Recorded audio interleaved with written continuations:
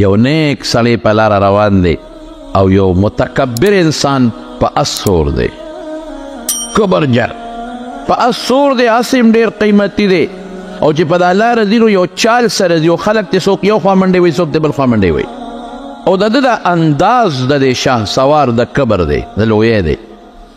دا نیک انسان، دا ملا صاحب، دا عالم دی ورته وایي ای برخوردار ودرېږه. هغه ته چا ویلي شو چې ودرېږه؟ هغه هم سوچ وکړه چې دا ملا صاحب د پټکي والا خیره راته ونه کي، ودرېده. څه وی؟ وی ته څوک یې؟ وی زه د بادشاه په غلام. وی بادشاه ته د نزدېکت هم شته که هسې غلام یې؟ ځکه څوک غلام په څوکۍ ولاړ وي د دروازې، څوک په بار پټو کې خدمت کوي، نزدېکت ته مو ته شته او که نه هسې وی غلام یم؟ وی نه، د بادشاه ډېر نږدې خادم، ډېر نږدې. وی څه مطلب؟ څنګه نږدې یې؟ څه مطلب؟ وی زه دومره بادشاه ته نږدې یم، دومره نږدې چې دی یوازې نو بې زه ورسره یم، بل څوک نه یې. چې دی یوازې زه ورسره یم، زه یې مدد کوم. چې دی اوږي شي زه وله ډوډۍ راوړم، چې دی تږي شي زه وله اوبه راوړم، چې دی اوده شي زه یې څوکی کوم، چې له دا جد پیښ شي زه ورمنډوم. دومره نږدې یم. او چې چېرته غلطي د نه وشي بیا سي، وی بیا راته غصه کوي. چې غلطي وشي نو غصه راکوي، څپېړه هم راکړي. او که قصدن دی خلاف ورزي وکړه بیا څه کوي؟ وی بیا مضبوطه سزا راکوي. او وی دروه دی درته په ښه نظر ګوري، وی او درې ټیمه راته ډېر په ښکلې نظر ګوري. سهار راته په ډېر ښکلې نظر وګوري، غرمه راته په ډېر ښکلې نظر وګوري وخاندي، ماسخوتن بیا راته په ډېر ښکلې نظر وګوري وخاندي. د عالم ورته وایي د شاه سوار ته، وی ښه دا خو ستا او ستا د مولا، ستا او ستا د سودار معامله ده، زما او د سرداره مو سوره. زما سردار ستا سردار چې یوازې نو ته ورسره، او زما سردار چې زه یوازې ما سره یي. چې یوازې ما نو ما سره، ما نه پرېږدي یوازې، ما سره مدد کوي. ستا سردار چې اوږي شي ته ډوډۍ ورکوې، زما سردار چې زه اوږې شم ما له ډوډۍ راکوي. ستا سردار چې تږي شي ته وله اوبه ورکوې، زما سردار چې زه تږي شم ما له اوبه راکوي. ستا سردار چې اوده شي نو ته پیره ورکوې، څوکی یې کوې، زما سردار چې اوده شم زما پیره کوي. ستا سردار ته چې حاجت پیښ شي ته وله حاجت پوره کوې، زما سردار چې ما ته حاجت شي ما له حاجت پوره کوې. ستا سردار چې تا نه غلطي وشي نو څپېړه درکوي، زما سردار چې ما نه غلطي وشي معاف کوي مې. او ستا سردار چې ته قصدن غلطي وکې او ګناه وکې سزا دله درکوي، زما سردار چې زه قصدن ګناه وکم، غلطي وکم، خلاف ورزي وکم او الله توبه، نو ما ته خاندي او معاف کوي مې. وایه ستا سردار ښه دی که زما سردار ښه دی؟ وایه خبرې کوه، ستا سردار ښه دی که زما سردار ښه دی؟ غلام اس نه راټوپ کړې او د دې نیک انسان لاس یې ښکل کړل. وی عقل دې راته وښه، واقعي رښتیا خبره ده. هو مع اینما کنتم، قرآن حکیم کې الله فرمایي چې ته کوم ځای یې زه در سره یم،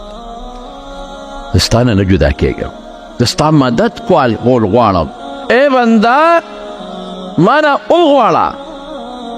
په ترمذي کې حدیث دی، نبی کریم صلی الله علیه وسلم فرمایي وی که ستاسو دا ټول مخلوق لو ان اولکم و آخرکم ورتبکم و یابسکم، وی که ستاسو دا ټول مخلوق اول او اخر، مسلمان او کافر، نیک او بد، دا ټول داسې شي که نه، دا ټول چې د دینه نیکان بل څوک نه، علی اتقى قلب رجل، د یو ډېر پرهیزګاره انسان زړی شي، خوله نه زړه ډېر زیات پرهیزګاران شي، په خوله ظاهر نه د زړه نه. وی قسم په الله، الله وی زما په ذات قسم چې زما خدای کې دونه زیاتې نشي راوستی. او که دا ټول مخلوق ټول بدعمله شي او د زړه نه بدعملي شروع کړي، دا ټول مخلوق ما نقص فی ملک شیئا، زما په بادشاهۍ کې دومره کمی نشي راوستی، زما خدای کې کمی نشي راوستی. او که دا ټول مخلوق، دا انسان او دا حیوان او دا مسلمان او دا کافر او دا ټول ټول په یو میدان کې ودرېږي او ما نه وغواړي خو هغه څه وغواړي چې د دې سوچ او آرزو کې څه تېرېږي یو خدای چې بعضې شی ممکن یې نو راکا نه سوچ کې څه تېرېږي لکه یو سړی وایي چې خدای ماله د 2 واړه اسمانونه او دا 2 واړه ځمکې راکا چې سوچ کې څه تېرېږي ما بلغت هم چې د ده په زړه کې او تصور کې څه راځي او ما نه وغواړي او دې ټولو له زه د سوچ او د غوښتنې په برابر ورکمه نو ما نقص فی ملکی شیئا زما په بادشاهۍ کې دونه کمې نشي راوست ولې ذلک بانی جواد سخی ماجد هر سره شته او چې زه کوم کار کول غواړم پې ستړی کېږم نه ویم کن نو فیکون شنو شي دومره لوی ذات ته چې ودې ستا حفاظت الله ویرسل علیکم حفظة داسې فرشتې در باندې مقرر کړي دي چې ستا حفاظت کوي که دا فرشتې نه وي نو شیطان خو زموږ دشمن دی دا مولیان به ټول وجلی وو چې زه لګیم او دا خلکو بېلمازه کوم او تو ته مونځ ښیې زه لګیم او دا خلک بېدینه کوم او ته دینداره جوړی زه لګیم دا خلک دوزخ ته غورځوم او ته دوزخ نه بچ کې زه لګیم او د خلکو باندې بدعملي کول غواړم او ته ورته بدعملۍ باندې خدای خفه کېږي مه کوه زه لګیم دا خلک په حرامو کې وردننه کول غواړم چې د خدای نه لرې شي او ته ورته وایې حرام مه کوې الله پې خفه کېږي نو د شیطان لویه مقابله خو نن زمانه کې ملا کوي عالم کوي نیکي د تعلیم ښیي ګناه نه د علم بچ کوي دا مولیان به ټول وجلی دا صالحان او دینداره تسبو والا به ټول وجلی دا دعوت والا به ټول وجلی یو به نه وپرېښي دا چې څوک بل ته نیکي ښیي دا به ټول وجلی وي چې دا زر کفر خور شي خو یرسل علیکم حفظة د الله څوکیدارې فرشتې دي دا کار د پلار هم نشي کولی پیریان خو ته نه په پیریانو کې هم کافر هم شته او مسلمان هم شته دا کافر به لګېدلو او دا مونږ به وجلو مونږ څوک هغه دشمن چې تی نه تا سره هر څه کولی شي یرسل علیکم حفظة خدای څوکیدارې فرشتې مقرر کړی ستا حفاظت او چې کله وده شي الله یو سړی په بیابان مالک ابن دینار په لاره روان دی او یو سړی وده دی په یو دشت بیابان کې مار پې د پاسه پروت دی په دې سړي مار او دا سړی چې په دې خوب کې ساه والي دا مار یې د خولې ته مخامخ شي وایي دا زه ویرېدم چې خدای دا مار ټک ورنه کړي په دا خولې ونه چیچي لوی اجدها د پروردګاره وایي دا سړی راویښ شو وایي چې دا سړی راویښ شو لویه ساه یې واخیسته یو های وکړل او دې مار ته یې وکتل دا مار یې ولیده بېغمه وده شو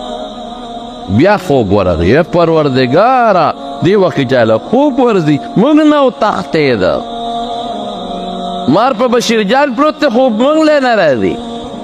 موږ نه خوب وتښتېد او د کمبخت راویښ شو او چې راویښ شو اسویلی وکړه بیا وده شو او مار یې مولیده یا خدای څه به کوي دا مار په دې سینه راروسته شو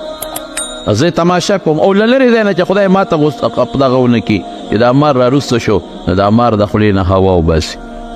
بیا هوا وباسي بیا هوا وباسي اوف د خولې نه هوا وباسي او د سړي په دې مخ وایي ما وایي چې زهر یې پې ټول وروغورځول دا خو به تباه شي د سرمن خو به ټول اوسرسته شي او دا سترګې او پوزه خو به د ټول هر څه تباه و برباد به یا خدای زه غزار هم پې نشم کولی شی مضبوط دی یارېږم هم چې دا که ورکوم خو د ده په دا خېټه غزار لګي دا سړی مري دا به څه کېږي او دا سړی لږ ساعت پس بیا سترګې غړې کړي چې دې مار ته وګوري بیا وده شي یا خدای ړوند دی څه ځان خوړه کولی بسته که زه اوس وایم چې دې وتښتي د مار د دې مری نه په دې لاس سره ونیسي او ښه مزېدار اسویلي کوي په خوب کې هوا یې خیږي غرار یې خیږي او چې سترګې غړې کړي ده ته وګورې بیا غلې غوندې وده شي دا مار رو رو ته وښویده لاړ کوشو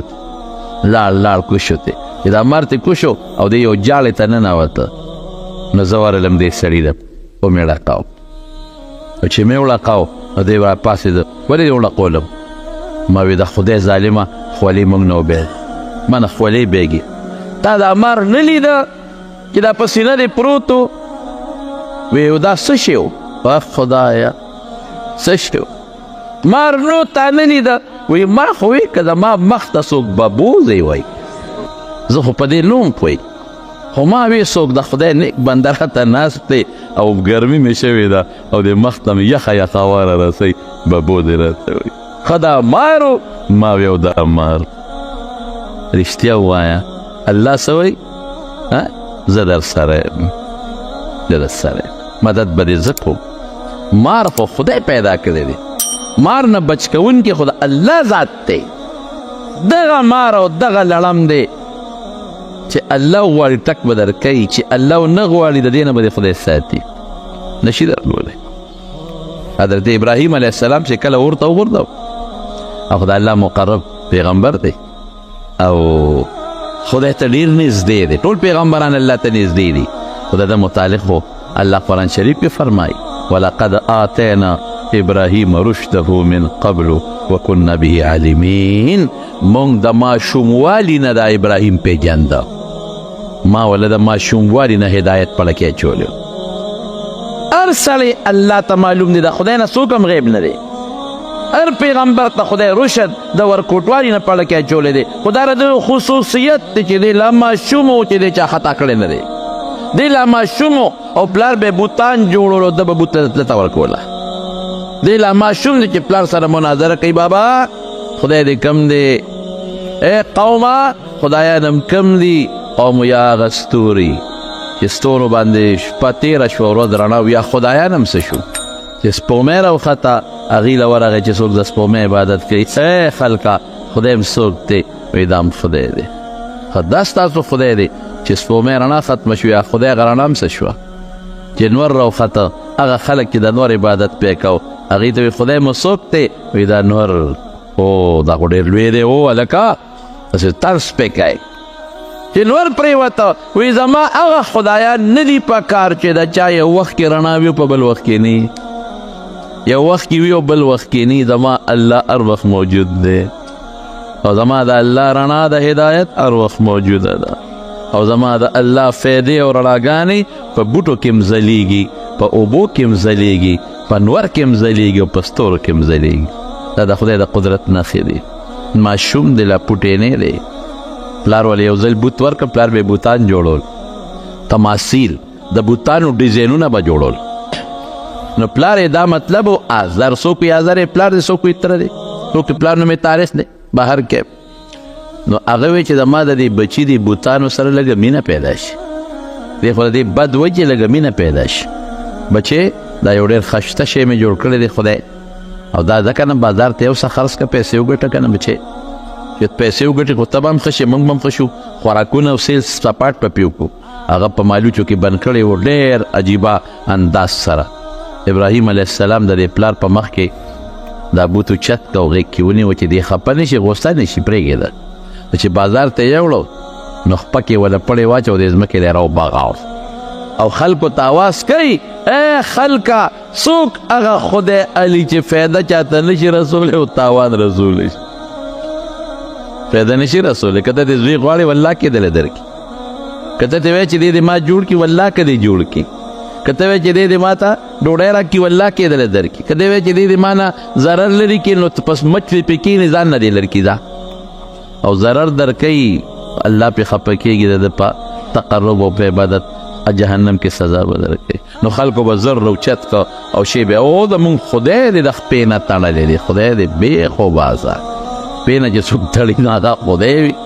اوهو بیا د بي دې زمونږ دا خدای وکړه، دا ماشوم دی لا ماشوم. نو چې کله اور ته غورځوي که نه، او داسې اور نمرود بل کړی دی، داسې اور چې د پاسه مرغین پې پر نشي والی، او هر چا پکې خپل حصه کړې ده، او خشاک یې راوړې ده، غورځولې ده، غرغنډه ده، او داسې خطرناک اور دی چې هغوی له چل نه ور دی چې د ابراهیم پکې څنګه ور واچو. دی چې ورچې خو موږ به هم ورته ور نږدې کېږو، بابا دې اور ته به څوک نږدې شي. او چې کوم حضرت ابراهیم ور غورځوي نو الله ته فرشتې چغې کړي، یا خدایه ستا دقه یو بنده دی، دقه یو،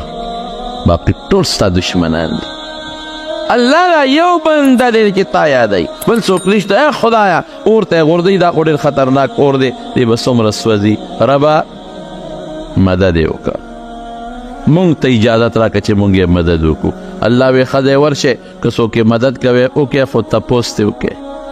که هغه درته وایي چې زما مدد وکړئ نو بیا مدد وکړئ، او که هغه درته نه وایي چې زما مدد وکړئ نو بیا به نه کوئ.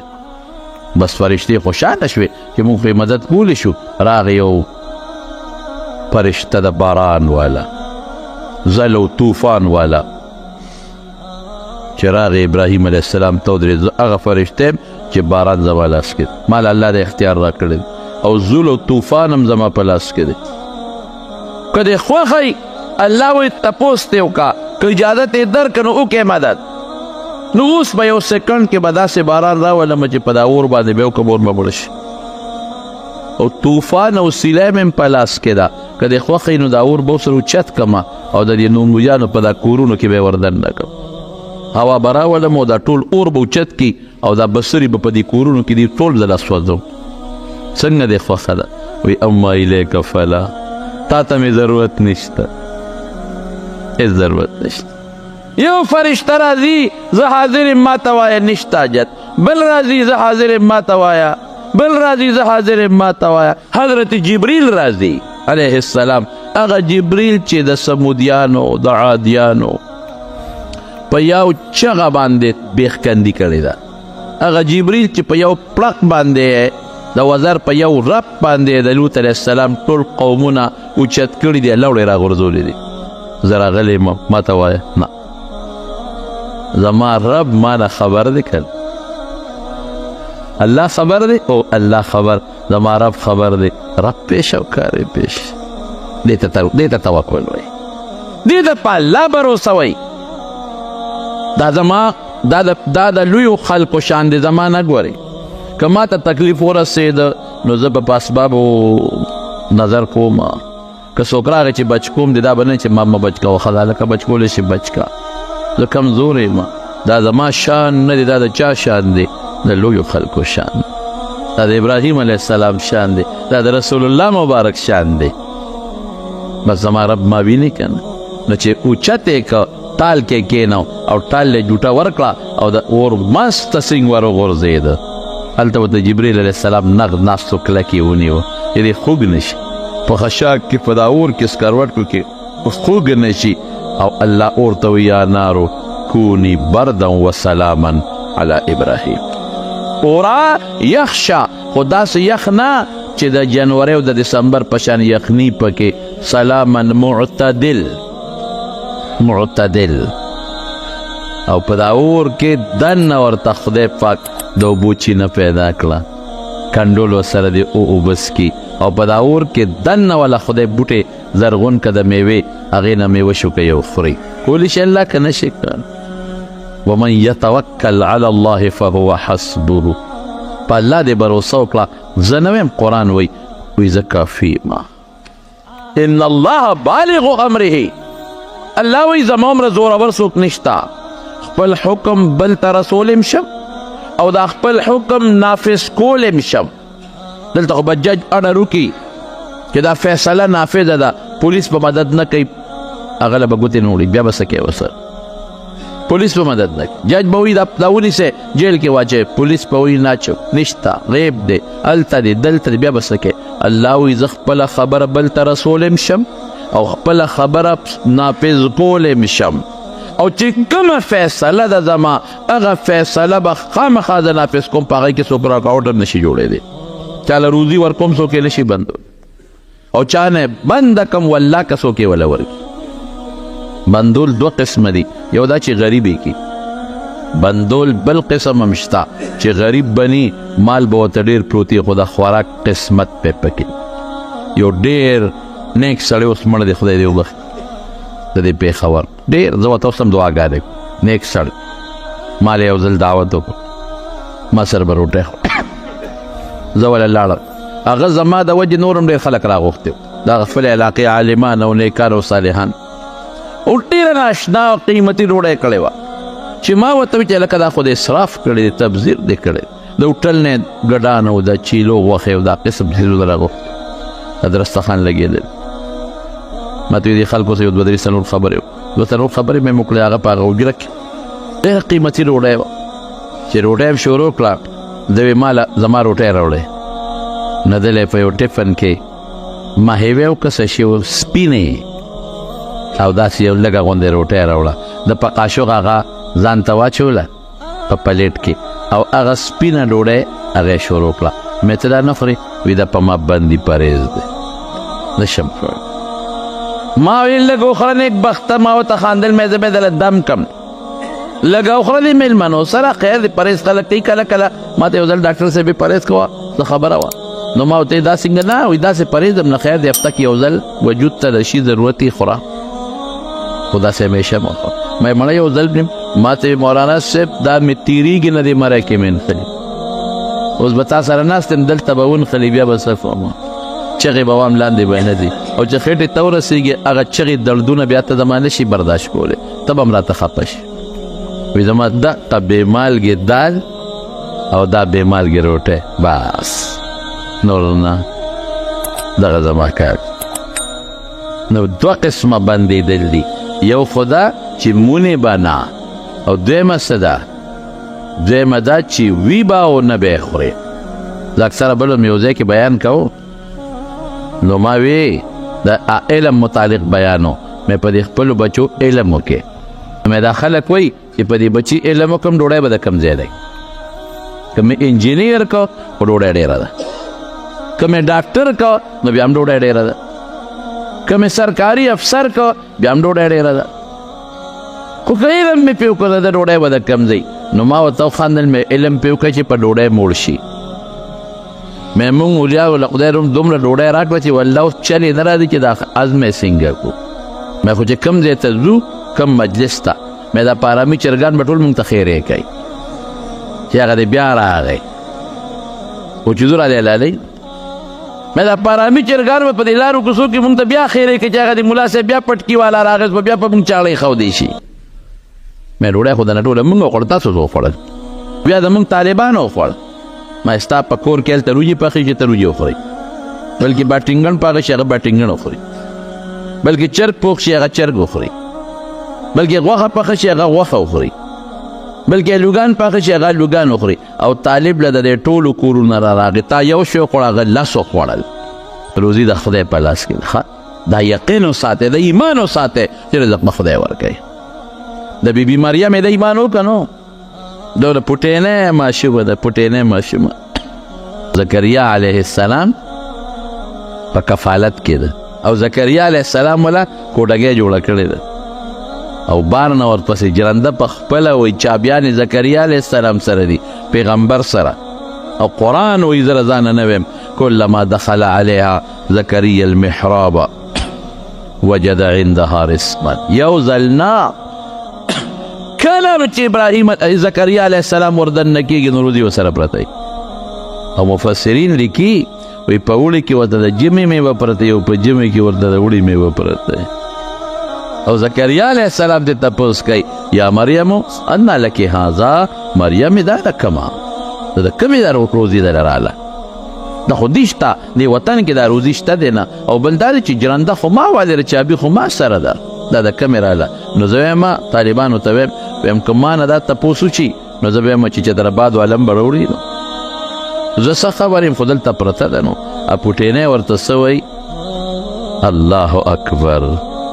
اے مریمې د کوم ځای نه دا ډوډۍ ده قالت هو من عند الله دا د الله د طرف نه او بیا څه وایي ورته ای زکریا ته خو پیغمبر یې که نه سوچ کوه ان الله یرزق من یشاء بغیر حساب الله چې وغواړي چالم نو بې حسابه روزي ورکوي حسابه روزي ورکوي سلیمان علیه السلام وایي الله ته الله هغه خو په دیوان او په پیریانو حکومت دی الله مال اجازت راکا دی مخلوق لري یو کال ډوډۍ ورکوم شي ورکولی یو میاشت اجازت راکا میاشت هم نشي ورکولی یو هفتې له اجازت راکا سلیمان هفتې له هم نشي ورکولی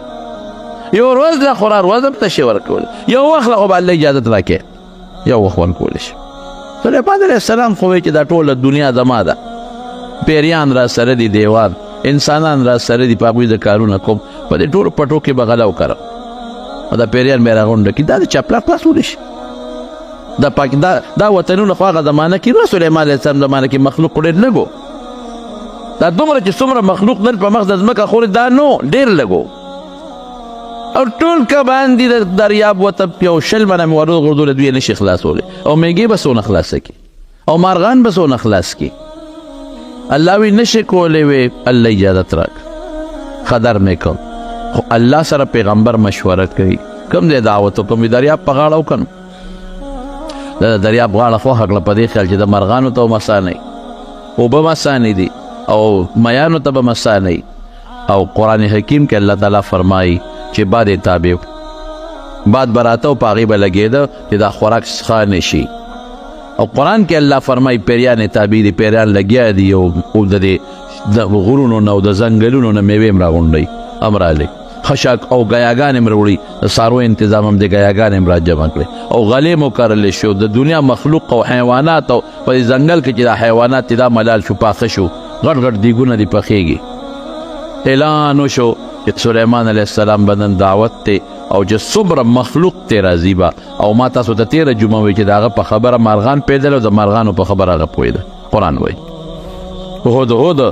ملا جرجک به ورسره ګرځېده په هغه به اوبه معلومولې خبرې به ورسره کولې میږو سره یې خبرې کړې الله وایي اواز وکړه مخلوق ته زه رسوم اعلان یې وکړه ای مخلوقه راشه نن زما میلمانه یې د دنیا د ګوټ ګوټ نه مارغان رالل حیوانات رالل هر چا ته خپل خپل خوراک پروت انسانان را جمع شو الله دې کبانو سره څوک آواز وکړه دوی به هم درته راشي چا نه شروع کړم الله دې کبانو نه مخکې شروع کړه آواز یې وکړی د دریاب کبانو د سلیمان پیغمبر زما د آواز واورئ او راشئ تاسو زما میلمانه یې مطلب یې دا و چې دا کبان به د دې دریاب غاړې ته راشي زه به یو لس شل منه ور وغورځوم دا ډېره ده چې څنګه یې آواز وکړه یو کب را خطا شو او دریاب غاړې ته راورسېد او چې راورسېد خولې اوچته کړه او لکه د قینچې یې کولاو کړه او یو جام یې د خوراک د دغه ډېرو په یو طرف کېښوده او بل یې په بل طرف کېښوده او چې قف یې ورکړه ټول یې په یو قپ الواق کړل ختم هغه خوراک او ګیاګانې او هر څه الواق تېر کړل سلیمان علیه السلام حق حیران پاتې شو خدای دې تاسو اخوندې بلا ده ټول شی خو دو واو دا به څه کېږي دا دونه مخلوق مې راخو ملامته به شم د انسانان به څه وایي مارغان راغلي دي خره غویان راغلي دا څه په جنجال وړېدم نو سلیمان علیه السلام هغه کب ته وایي ای کبه هر شی ټول مال خو تا کم بخته خلاص کړ شخوند یې پې مو نه وم دا نور مخلوق به څه کوي هغه ته څه وایي وی ښه میلمه ته څوک دا خبرې کوي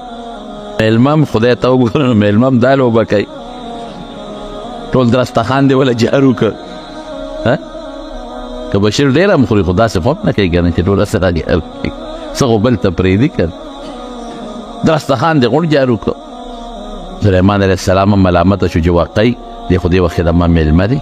دا خبره خو ماله نه وه په کار کب ورته څه وایي وی سلیمانه نار دې پرېښودم و د نر بچیا نار دې پرېښودم روزانه رب العالمین دا چې څونه مې وخوړه دا دوه نوړی راکوي نن یې تا ته وسپارلم نو یوه دې راکړه وایي که نو اوس روزي د چا په لاس کې ده الله په لاس